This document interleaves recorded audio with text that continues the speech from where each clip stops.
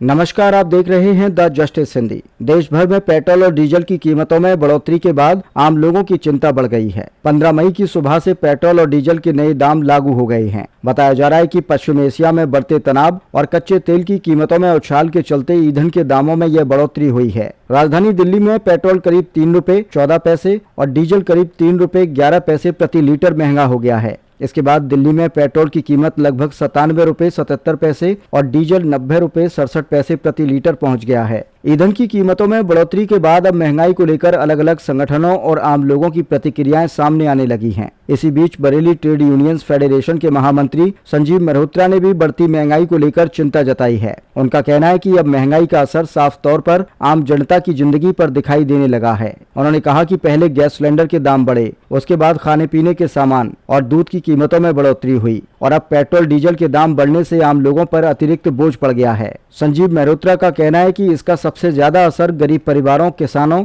और मजदूर वर्ग पर पड़ सकता है, क्योंकि इन वर्गों की आमदनी सीमित होती है और खर्च लगातार बढ़ता जा रहा है। उनके मुताबिक डीजल की कीमत बढ़ने का असर खेती, किसानी और परिवहन पर भी पड़ सकता है, जिससे आगे चलकर अन्य जरूरी सामानों की कीमतों में भी असर देखने को मिल सकता है। उन्होंने यह भी कहा कि लगातार बढ़ती महंगाई के कारण रोजमर्रा की जरूरतों को पूरा करना आम लोगों के लिए कठिन होता जा रहा है। खासकर मजदूर और दैनिक आय पर निर्भर परिवारों को अतिरिक्त आर्थिक दबाव का सामना करना पड़ सकता है। हालांकि उन्होंने यह बातें अपनी प्रतिक्रिया के तौर पर कही हैं और इसे लेकर अलग अलग लोगों की राय भी अलग अलग हो सकती है। वहीं आर्थिक मामलों के जानकार मानते हैं कि अंतर्राष्ट्रीय बाजार में कच्चे तेल की कीमतों का सीधा असर भारत जैसे देशों पर पड़ता है, क्योंकि भारत बड़ी मात्रा में तेल आयात करता है। ऐसे में वैश्विक परिस्थितियों के कारण देश में पेट्रोल और डीजल के दामों में बदलाव देखने को मिलता है। फिलहाल बढ़ी हुई कीमतों के बाद आम लोगों के बीच महंगाई को लेकर चर्चा तेज हो गई है। आने वाले दिनों में तेल की कीमतों में और बदलाव होता है या नहीं, इस पर सभी की नजरें बनी हुई हैं।